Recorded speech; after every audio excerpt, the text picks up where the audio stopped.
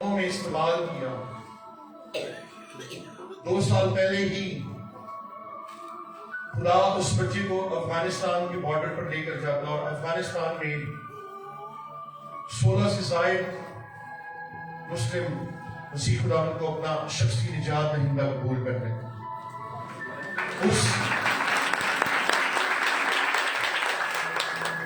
اس بچے کو خدا ایسے لوگوں میں لے کر جاتا ہے جہاں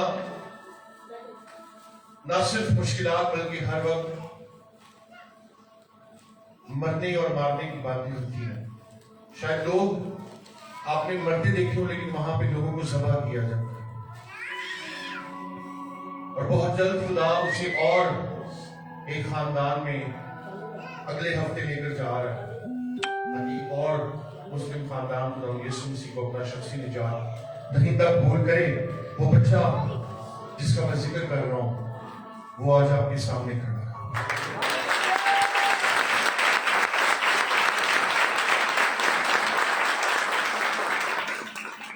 اسی میں میرے عزیزوں گجرانوالہ سے میرا ایک بہت گہرا اور بہت دل کا رشتہ ہے. یہی میری سیاندری، یہی میری خدمت کا آغاز. اور سلیم کالونی کی اگر میں بات کروں تو اس کے ساتھ میرا بہت پرانا رشتہ ہے. یہاں پر ایک میرے ایسے بھائی بیٹھے ہوئے ہیں، جب میں تکلیف میں تھا، جب میں بھوک میں ہوتا تھا، میں اسے ہر وقت تنگ کرنے پہنچ جاتا تھا. اور وہ ہستی آج ہمارے ساتھ یہاں موجود بھی ہیں. سی کمپیوٹر اگر میں نام لوں وہ کسی سے ڈکی چکے نہیں. میرے بڑے پیارے بھائی، رات کو بھی میں ان کو تنگ کرنے پہنچا ہوا تھا اور ہم نے اکٹھا کھانا بھی کھایا تھا. گجرانوالہ میں میرا دل دھڑکتا ہے اور جو محبت اس شہر سے مجھے اور ان لوگوں سے ملی ہے، شاید جنہوں نے مجھے پیدا کیا ہوگا اتنا پیار ان سے بھی نہ کبھی ملتا. مجھے بہت پیار ہے.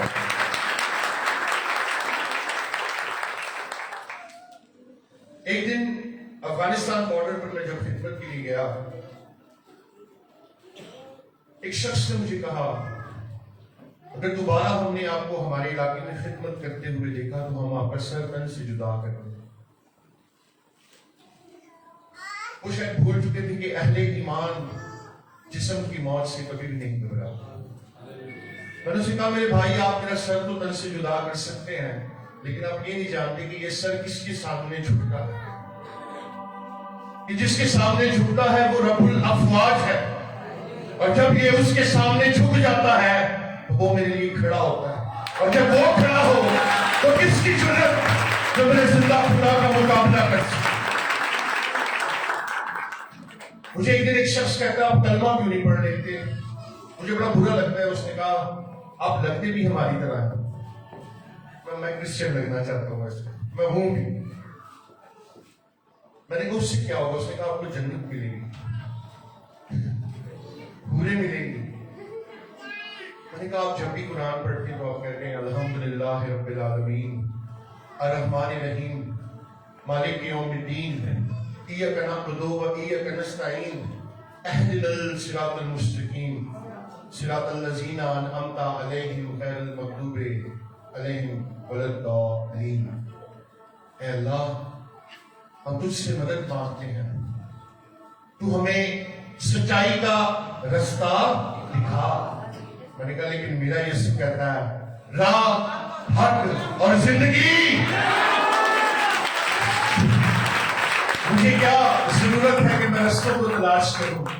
اول اور آخر، الفا اومیگا، رب متعال کا اکلوتا بیٹا ہمارا منجی خدا یسوع مسیح ہے.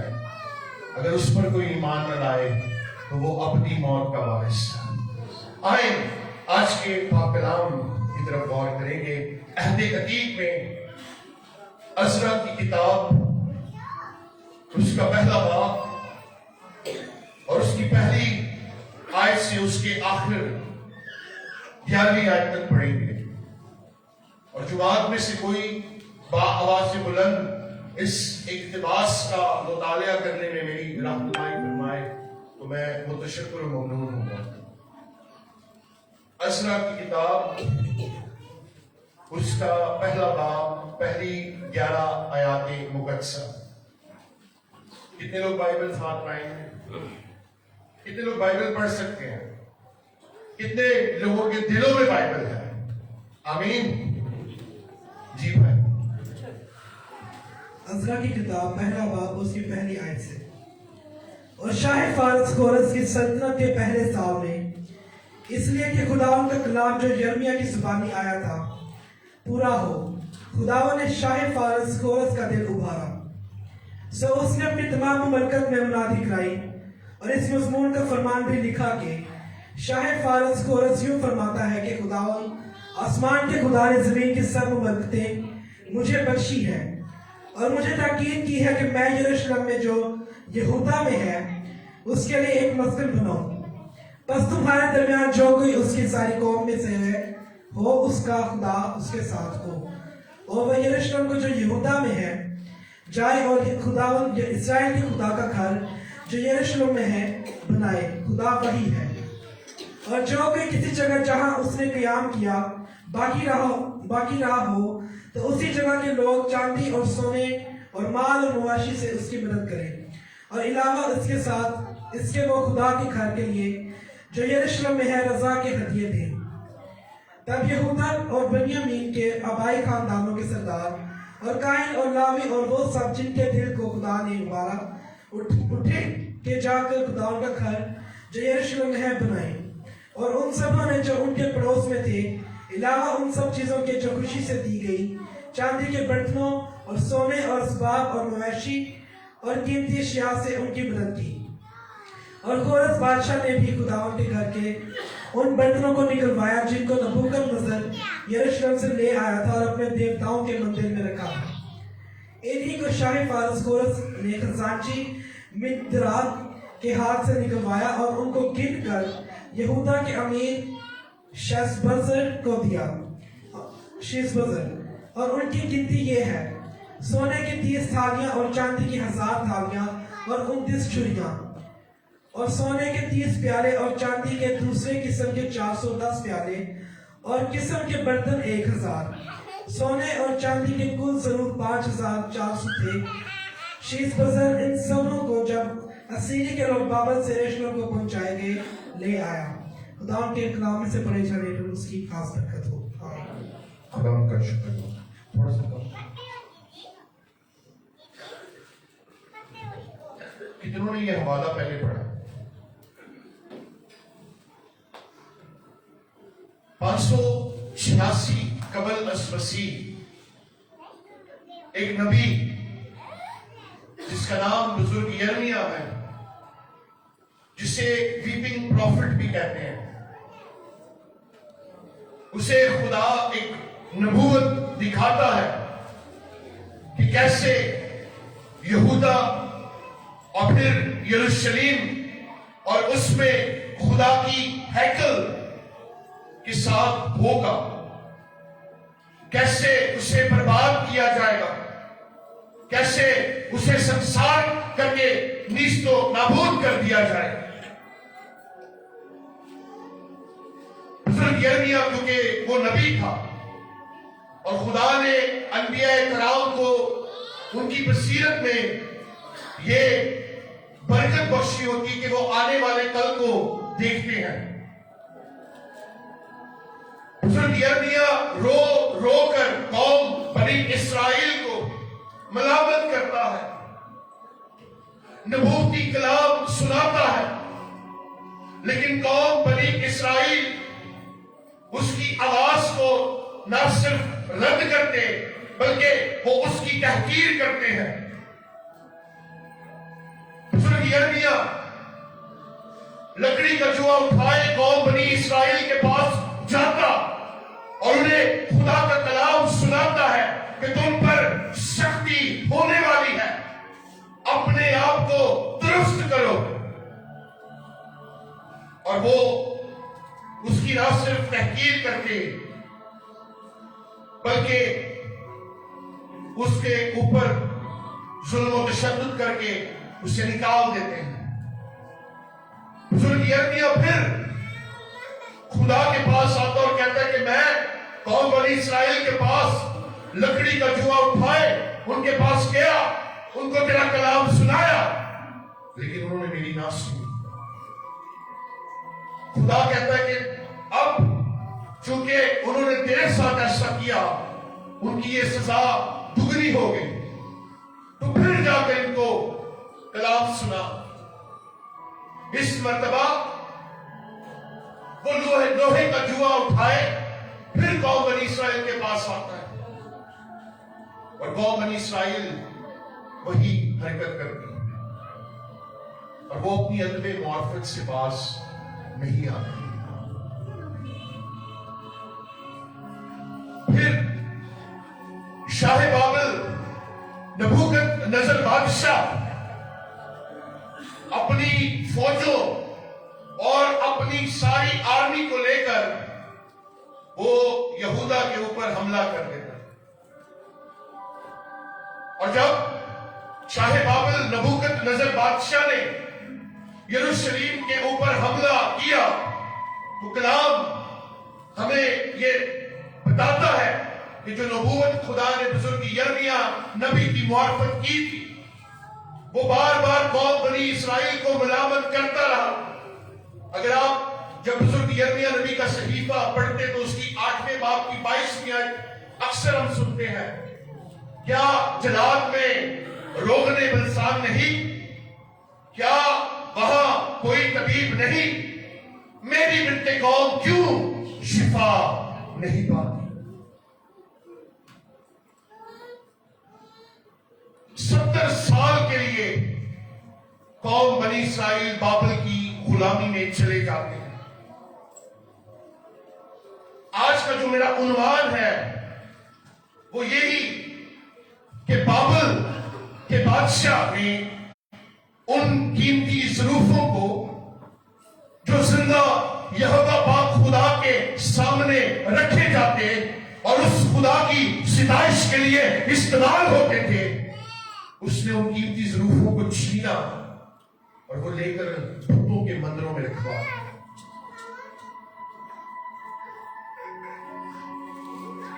جب اسرائیل 70 سال کی اسیری کا وقت گزارتے ہیں، تو 70 سال کے بعد یہ خدا کی پلاننگ ہوتی ہے کہ خدا اپنے بندہ عزرا سے بات کرتا ہے، اور خدا شاہ فارس خورس کو اٹھاتا ہے کہ وہ اٹھے اور وہ حملہ کر کے بابل کے جو حکومت ہے اسے شکست دے، کیونکہ اس کے اندر خدا کی مرضی تھی۔ جب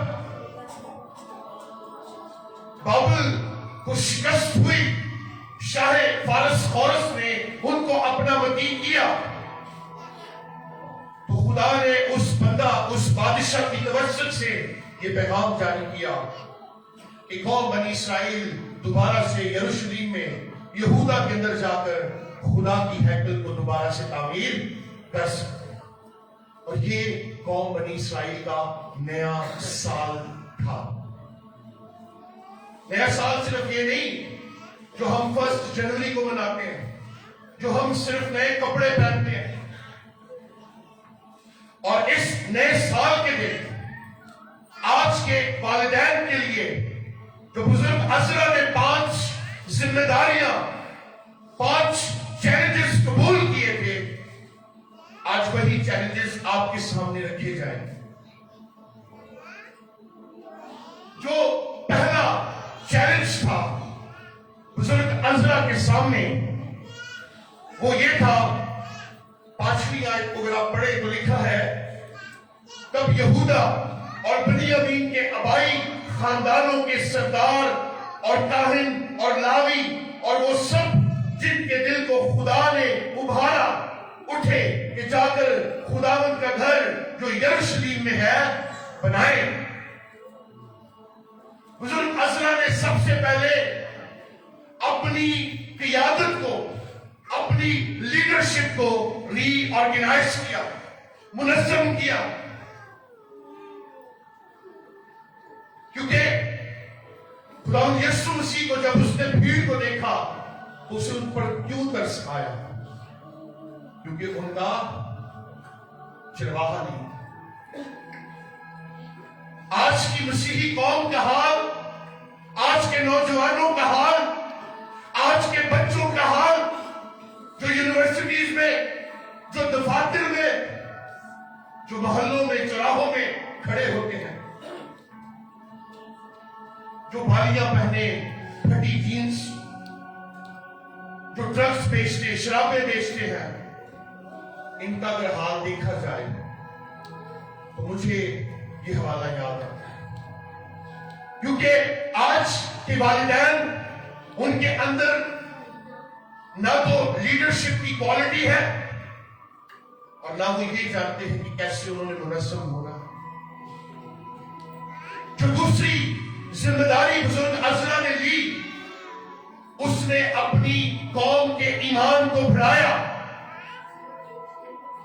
और ईमान कैसे बढ़ता है?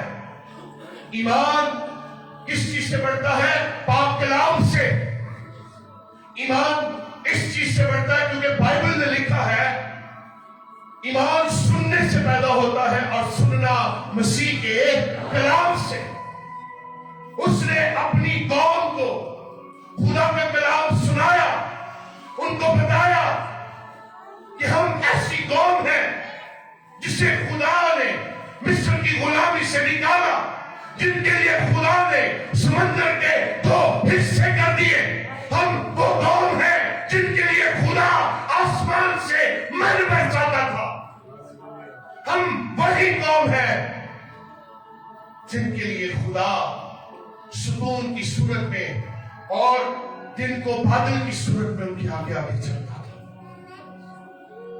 जो तीसरी जिम्मेदारी बुजुर्ग अज़रा ने ली, उसने अपनी कौम की खोई हुई शनाख्त को बहाल किया। यहां पर हमारे जो बुजुर्ग बैठे हुए हैं, आज से अगर हम 40 या 30 साल पहले की बात करें तो कहा जाता था अगर आपने किसी को खजांची रखना, किसी को सेक्रेटरी रखना है, अपने घर की बहनों बेटियों की जिम्मेदारी लेनी है, तो किसको दे? जो मसीही हो। ये हमारी पहचान थी कि ये झूठ नहीं बोलते, ये दगा नहीं करते, ये कसम नहीं खाते, ये चोरी नहीं करते। आज हमारी पहचान क्या है? शराब के परमण बनाने वाले, झाड़ू लगाने वाले, नालियों में शराबें पीकर गिरने वाले, ये वो कौम है जिनकी बहनें बेटियां भाग जाती हैं और ये कुछ नहीं कर पाती।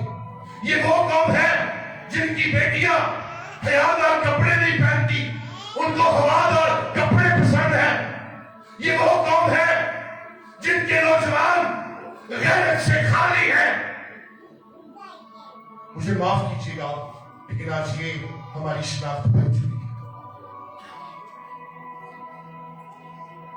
हम बड़ा कहते हैं इब्लीस का मुकाबला करो, लेकिन मुकाबला कैसे होता है?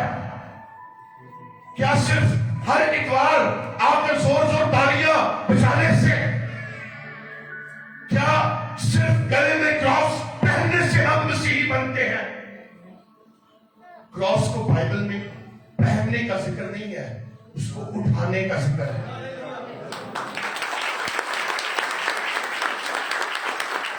और जो चौथी जिम्मेदारी आज का उन्वान भी है, वो था 5400 कीमती बर्तन। वो कीमती जरूर जो यहोवा पाक खुदा के लिए इस्तेमाल होते थे। जिस तरह नबूकदनेस्सर ने इस्राएल से उन बर्तनों को छीना और बुतों के सामने रख दिया, आज इब्लीस हमारे इन कीमती ज़रूफ़ों को छीन लेता और अपनी सताइश के लिए इस्तेमाल करता। वो कीमती ज़रूफ़ कौन है? आपकी बेटियां हैं, आपके बेटे हैं, आपकी नौजवान नस्ल है, जिसे आज इब्लीस अपने कामों के लिए इस्तेमाल कर मसीही नौजवान है वो ईमान से खाली, और जब ईमान नहीं होता तो गैरत कहां से आएगा? जब ईमान नहीं होता तो एहसास कहां से आएगा? इब्लीस ने आज हमारे कीमती ज़रूरतों को छीन लिया। आज के नौजवान बेटियां कुछ महंगे मोबाइल फोनों की खातिर अपनी इज्जत गंवा बैठती हैं। मां बाप को पता ही नहीं होता कि वो नाइट ड्यूटी पे गई है या किसी और के पास। आज हमारे बच्चे सारी सारी रात मोबाइल फोनों पर बातें करते हैं, और अक्सर माएं इस तरह के गुनाहों पर पर्दा डालती, क्योंकि बाप सारा दिन गलियों की खाक छानता है, वो रोड पर निकलता है और उसने पैसा कमा कर लाना होता है। ये काम, ये जिम्मेदारी माओं की बनती है, और बहैसियत वालिदैन जहां हम अपने बच्चों के लिए महंगे मोबाइल फोन, महंगे कपड़ों का सोचते हैं, काश हम उनकी रफाकत का भी सोचते हैं। आज के मां बाप को पैसे वाला या अमीर लड़का या लड़की चाहिए, लेकिन आज के मसीही कोई ऐसी बहन या बेटी की तलाश नहीं करते जो रूहानी हो, जो मसीह में मजबूत हो, जिनको ईमान की पहचान हो। और जब आप अपनी औलाद की फिक्र नहीं करते, एली काहिन को अगर आप बाइबल में पढ़ें तो खुदा ने उससे जो औलाद बख्शी, खुदा चाहता था कि वो भी कहानत का काम करे, लेकिन अफसोस 40 साल उसने कौम बनी इस्राएल की जजमेंट की, लेकिन वो अपने खानदान की जजमेंट ना कर सका। उबैद अदूमी, उसको खुदा ने 70 बच्चे दिए, और इजबल और अखीब को भी दिए, लेकिन अखीब और इजबल के बच्चे एक ही दिन में उनके गर्दनों को काट दिया जाता, हलाक हो जाते हैं। लेकिन उबैद अदूमी, खुदा उसकी औलाद को बरकत देता, क्योंकि उसके घर में अहद का सलूक था, उसके घर में यीशु था, उसके घर में खुदा का कलाम था, उसके घर में खुदा की कुदरत थी। इसके लिए उसकी औलाद सारावर रही। ईमान का तकाजा ये है, ज़बूर 112 में लिखा है, रास्तबाज की नस्ल जमीन पर जोरावर होगी। क्या आज हमारी औलाद जोरावर है? अगर हम जोरावर होते तो कैसे कोई भी पड़ोसी आता और हमारी बहन या बेटी को तंग करता?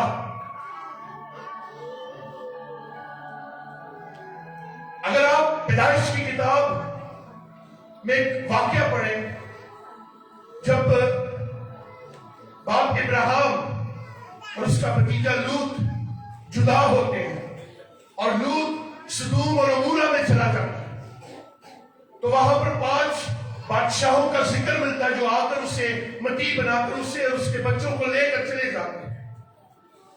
तो तब इब्राहिम उठता और जाकर वो लड़ाई करता है। 300 कुछ लोगों का जिक्र है, 318 लोगों का। वो मरने की फिक्र नहीं करता। मैं एक हवाला पढ़ रहा था, अगर मैं चाहूंगा आप भी मेरे साथ उसको देखिए, ज्यादा लंबा तो नहीं हो रहा काम। पहला पत्रस 5वां बाब और उसकी 8वीं आयत। बेटियों में से कोई पहला पत्रस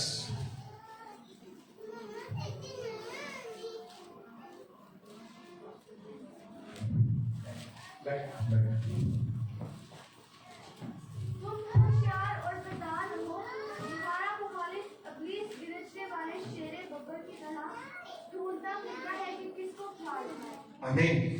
तुम होशियार और बेदार रहो, मुखालिफ इब्लीस गरजने वाले शेरे बब्बर की तरह ढूंढता फिरता है कि किसको फाड़ खाए। आज कई खानदानों को इब्लीस ने फाड़ा हुआ। जाहिरी तौर पर अगर एक खानदान में 4 या 2 भाई हैं, अगर दूसरे का बच्चा कैप्टिविटी में चला जाता, ड्रग्स में चला जाता, ये भाई कहते हैं मुझे क्या फिक्र है, ये मेरी औलाद तो नहीं है। हम दूसरों की जब औलाद बिगड़ रही होती है हम खुश हो रहे होते हैं। हम दूसरों को गिरता हुआ जब देखते हैं, दूसरों के बच्चों को जब वो तालीम से दूर हो जाते हैं, हम इस बात पर खुश होते हैं। खुदा ने हमेशा खुद इंसान को ब्लेसिंग दी कि वो एक खानदान की सूरत में रहे, लेकिन इब्लीस ने डिवाइड किया और रूल किया। आदम और हवा को खुदा ने एक खानदान की तश्कील दी, लेकिन इब्लीस ने उनको डिवाइड करके उनके ऊपर रूल किया। और अक्सर लोग कहते हैं कि औरत ने फल खाने पे बुजुर्ग आदम को मजबूर किया, लेकिन उससे पहले जिम्मेदारी खुदा ने उसको आदम को भी दी कि तू इस बाग की बागबानी और निगहबानी करना। हम बुजुर्ग नहमिया को देखते हैं, जो एक साकी था बादशाह के पास, अर्तकश। साकी का काम यह होता था कि जब बादशाह के पास कोई चीज आती तो पहले वो चेक करता था कि इसमें कुछ जहर है, इसमें कुछ चीज तो नहीं मिलाई गई। और वो बादशाह के महल में बड़ी अच्छी जिंदगी गुजार, लेकिन कोई उसे आकर कहता है यरूशलेम की दीवारें गिरी हुई, वहां आग लगी हुई है। जिस घर की दीवार नहीं होती वहां हर कोई झांकता है। जिस घर की दीवार नहीं होती वहां जानवर भी आ जाते हैं, वहां पर गैर कौमें भी आती हैं, वहां पर बुरे लोग भी आते हैं। और वो उठ खड़ा होता है। बादशाह को खुदा उसके दिल को नरम करता, और वो जाकर अपनी कौम के लिए उस दीवार को तामीर करता। वहां पर सुंबलत जैसे लोग उसे तनकीद करते हैं कि ये जो दीवार बना रहा है, इस पे अगर लोमड़ी चढ़ी तो ये गिर जाएगी। जब आप अपने जिंदगी में कोई काम कर रहे होते हैं, अक्सर लोग कहते हैं आप नहीं कर सकते। मैं आज अपनी कलीसिया को हमेशा ये कहता हूं कि किसी घर में झाड़ू लगाने से, किसी नाली पे काम करने से, किसी कमेटी में मुलाजिम बनने से बेहतर है अपना बिजनेस करें। आपको लोग कहेंगे नहीं आप क्रिश्चियन हैं, आप नहीं कर सकते, लेकिन बुजुर्ग पौलुस कहते हैं जो मुझे ताकत बख्शता है उसमें मैं सब कुछ कर सकता हूं। मैं आज जितने यहां पर मां बाप बैठे हैं, मैं आपको बताना चाहता हूं, अगर आप खुदा के खौफ को माने, अगर आप अपने आप को बुजुर्ग अजरा की रूह में खड़ा देखें, तो इन जिम्मेदारियों को आप आज कबूल करनी चाहिए। और 5वीं और आखिरी जिम्मेदारी जो बुजुर्ग अजरा ने लिखी, उसने तारीख खुदा का कलाम बताकर उसने उस हैकल को तामीर किया। आज हमने उस तरह की हैकल को तो तामीर नहीं करना, लेकिन बुजुर्ग पतरस कहते हैं हम जिंदा पत्थरों पर तामीर की गई इमारत है। आपका दिल, आपका जिस्म, आपकी जवानी, आपकी अपनी जिंदगी खुदा का मकदस है। महज किसी मोबाइल फोन, किसी महंगी गाड़ी में घूमने फिरने के लिए या किसी लालच में आकर अपने ईमान को, इस मकदस को न ढाले दें। ये माँ बाप रिस्पॉन्सिबल होंगे जो अपनी औलाद की तरबियत नहीं करते, और वो बच्चे भी कंगाल होते हैं जो अपने माँ बाप को रुस्वा करते हैं। एक औरत जब एक बच्चे को पैदा करती है تو 28 ہڈیاں ٹوٹنے کے برابر اسے درد ہوتا ہے. پھر وہی بچے اٹھ کر کہتے ہیں آپ لوگوں نے ہمارے لیے کیا کیا ہے. آج ذرا پوچھیں وہ جو نالیوں پر کام کرتے ہیں, لوگوں سے باتیں سنتے ہیں, اپنے منہ کا نوالا نکال کر آپ کے منہ میں ڈالتے ہیں, گرمی میں خود سونا پڑے لیکن آپ کو ساری ساری رات اپنے ہاتھ سے دعا دینے والی وہ ماں, آپ کے لیے سانس کی باتیں سننے والی ماں, قدر ہمیں تب آتی ہے جب وہ نہیں ہوتے. آج یہاں بہت سے ایسے جن کے ماں باپ نہیں ہیں. ضرورت ہے ہم قدر کریں اپنے ماں باپ کی. یہ جب چلے جاتے ہیں کبھی واپس نہیں آتے.